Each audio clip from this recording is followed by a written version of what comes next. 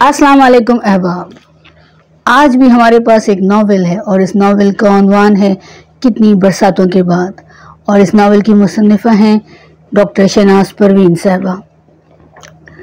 और नावल का उन्वान लिया है डॉक्टर शहनाज परवीन ने फैज़ के मिसरे से, क्योंकि ये नावल सुकूते ढाका के तनाजुर में लिखा गया है और फैज़ साहब की जो खूबसूरत गज़ल है वो सुकूते ढाका के हवाले से है और उसका एक मिसरा इस नावल का उन्वान है। हम के ठहरे अजनबी इतनी मदारातों के बाद, हम के ठहरे अजनबी इतनी मदारातों के बाद, फिर बनेंगे आशना कितनी मुलाकातों के बाद। कब नज़र में आएगी बेदाग सब्ज़े की बहार, खून के धब्बे धुलेंगे कितनी बरसातों के बाद। हस्ब दस्तूर हम मुसन्निफ़ा का मुख्तसर तारुफ आपकी समाअतों की नज़र करना चाहेंगे। शहनाज परवीन साहबा की इब्तिदाई ज़िंदगी बंगाल यानी मौजूदा बांग्लादेश में गुजरी। एमए उर्दू किया ढाका यूनिवर्सिटी से 1968 में, फिर जब पाकिस्तान आई तो इस्लामाबाद से एमफिल किया। 8 साल की उम्र से माशाल्लाह लिख रही हैं। इनकी वालदा शमीम नसरीन साहबा भी लिखा करती थी और उनकी तहरीर और शायरी अदबी जराइद में शाया होती रही थी, और शादी के बाद उनकी वालदा ने लिखना तर्क कर दिया था। और माशाल्लाह बहुत पढ़े लिखे खानवादे से ताल्लुक़ रखती हैं। इनके ज़्यादातर ख़ानदान के अफराद फोर्सेस से वाबस्ता रहे और इनके वालिद भी महकमा पुलिस में मुलाजमत करते थे, और इनके बड़े भाई भी पाक फ़िज़ाइया से ताल्लुक़ रखते हैं और वो भी उर्दू और अंग्रेज़ी दोनों में शेर कहते रहे हैं और उनका मजमूआ कलाम भी आ चुका है। और शहनाज परवीन साहबा भी बहुत सारे फलाही और समाजी कामों में मशगूल रही हैं, साथ साथ दर्स व तदरीस के मुकद्दस पेशे से वाबस्ता रही हैं। और सिंध गवर्नमेंट के तहत पहले सेफिया गवर्नमेंट कॉलेज, फिर saint Joseph government degree college for girls में तदरीसी फ़राइज़ अंजाम दिए और लेक्चर से प्रोफेसर की मनाजिल तय की। सेंट जोसेफ की कुछ अरसे प्रिंसिपल रहीं, फिर गवर्नमेंट डिग्री कॉलेज गुलशन इकबाल में प्रिंसिपल के फ़राइज़ अंजाम दिए। इस दौरान कराची इंटर बोर्ड और कराची यूनिवर्सिटी के शोबा उर्दू में सिलेबस कमेटी और बोर्ड ऑफ स्टडीज़ की मेंबर भी रहीं। और अल्लामा इकबाल ओपन यूनिवर्सिटी इस्लामाबाद से इकबाल स्टडीज़ के तहत इकबाल शनासी और निगार पाकिस्तान पर तहरीर करदा थीसिस इदारा यादगार गालिब से 2014 में शाया हुआ। और शहनाज परवीन साहबा के 3 अफसानवी मजमूए मंजर आम पर आ चुके हैं। पहला मजमूआ सन 2000 में जिसका उन्वान था सन्नाटा बोलता है, दूसरा मजमूआ सन 2005 में उसका उन्वान था आँख समंदर, और तीसरा मजमूआ जिसका उन्वान था रोशनी चाहिए 2018 में। और इस दौरान किताबों पर वो तबसरे भी करती रही हैं। मुताला बहुत वसी है और माशाल्लाह, और अदब पर गहरी नज़र है उनकी, और अफसाने तो हैं ही हैं, साथ साथ अब नावल भी आ गया कई कितनी बरसातों के बाद। और इस नावल का बहुत सारे अहबाब इंतज़ार कर रहे थे, क्योंकि जिन दिनों कोरोना की वबा थी तो डिस्कस होती थी जूम मीटिंग पे, इनसे तकरीबन हम लोग रोज़ ही मुलाकात करते थे, तो बातचीत होती रहती थी बंगाल के हवाले से भी, पाकिस्तान के हालात के हवाले से भी, दुनिया भर के हालात के हवाले से। तो ये नावल जब आया तो हम सबको बहुत खुशी हुई, और नावल का इंतसाब किया है दिल वालों, दर्दमंदों और अमन पसंदों के नाम।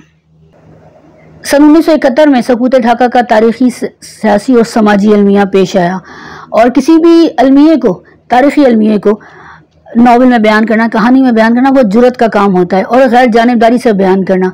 तो शहनाज परवीन साहबा ने नावल में कहानी बयान की इसी तारीखी अलमिये की, लेकिन बहुत जुर्रत आमेज़ दयानतदारी के साथ और गैर जानिबदारी के साथ।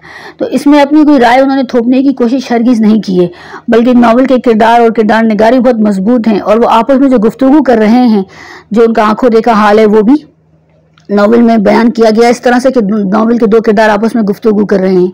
तो वो बहुत अच्छा लग रहा है पढ़ते हुए। किसी किस्म की एक बाज़ होगा तो हम नावल पढ़ते हैं, मैंने पिछले दिनों भी 2-4 नावल पढ़े, वो उनमें भी कुछ तारीख़ी हवाले दिए गए थे सिंध की तारीख़ के हवाले से, तो अच्छे नहीं लगे मुझे, इसलिए कि वो लग रहा था कि मुसन्निफ़ ने अपनी थोपने की कोशिश की है, अपनी राय। अब जो तारीख़ के ऊपर आप अपनी राय नहीं थोप सकते, जो उस वक्त हुआ होगा हम नहीं जानते, लेकिन जो आंखों देखा हाल है उसको तो कम से कम दयानतदारी से बयान करना चाहिए। तो इस नावल में वही दयानतदारी जो शहनाज परवीन साहबा के कलम में थी और उन्होंने बयान कर दी। तो ये मुसन्निफ़ का फ़र्ज़ होता है कि वो अपने लोगों के जज्बात को, अपने हालात व वाक़यात को खूबसूरती के साथ और सच्चाई के साथ, सदाकत के साथ बयान कर दें। तो नावल कितनी बरसातों के बाद इस सदाकत पर पूरा उतरता है। नावल की कहानी 4 नस्लों पर मुहित है और तारीखी, समानी और आंखों देखा हाल बयान किया गया है नावल में। और मगर इस तरह से कि कहानी की तर्ज पर, और एक नावल की जो टेक्निक होती है उर्दू नावल की, वो बखूबी बढ़ती गई है। किरदार और किरदार निगारी बहुत मजबूत हैं और हर किरदार अपनी जगह नगीने में फिट है। फेरी आंटी का किरदार है, आयशा, फातिमा और 4 नस्लें हैं, तो उस हवाले से बातचीत नावल में की जा रही है। और मकालमे की सूरत में जो हालात व वाक़यात बयान किए गए तो वो बहुत खूबसूरती के साथ बयान किए गए। पढ़ते हुए बोरियत नहीं होती, वरना अक्सर नावल पढ़ते हुए लोग उकताहट का शिकार हो जाते हैं। तो माशाल्लाह 272 सफ़ात के नावल में कहीं भी उकताहट का शिकार नहीं हुई, कम अज़ कम मैं तो नहीं हुई बिल्कुल। और इंसान की जो तलाश और ख्वाब और ख्वाहिशात हैं तो उन पर मुश्तमिल है ये नावल। और जो एक अमन पसंद इंसान की, एक अमन पसंद मुसन्निफ़ की, एक अदीब की जो खूबी होती है वो यही इंसानियत से मोहब्बत होती है। तो नावल में यही बताने की कोशिश की गई है कि हमने क्या क्या गलतियाँ की ताकि हमारी आइंदा नस्लें वो गलतियाँ ना दोहराएं। तो बहुत नावल इसीलिए मुझे पसंद आया और इसीलिए मैं इसका वीलॉग बना रही हूँ कि नावल एक मकसदियत लिए हुए है, एक मोहब्बत भरी मकसदियत लिए हुए है। नावल में बहुत सारे खूबसूरत इक़्तिबासात हैं और मेरी कोशिश थी मैं बहुत सारे सुनाऊँ। मैंने टेबिंग भी की हुई है कहाँ कहाँ खूबसूरत इक़्तिबासात हैं, कौन कौन से सफ़ात पर। लेकिन जो खूबसूरत मंजर कशी, जो बेदाग सब्ज़े की बहार जो फैज़ साहब ने भी जिक्र किया है, और जो बांग्लादेश की खूबसूरती और सब्ज़ा है उसका जिक्र भी नावल में किया गया है, मंजर कशी।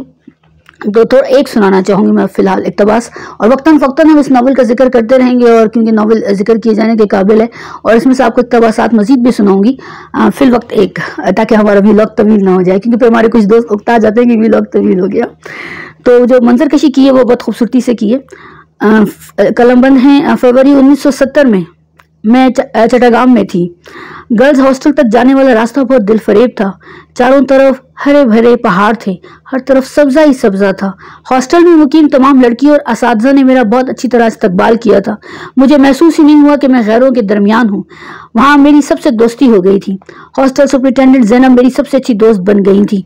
लड़कियाँ मुझसे बहुत मानूस हो गई थीं। BA की तालबात और नई असातिज़ा में उम्र के लिहाज से कोई ख़ास फ़र्क भी नहीं होता। ज़ैनब और मैं इन तालबात से बहुत करीब थी।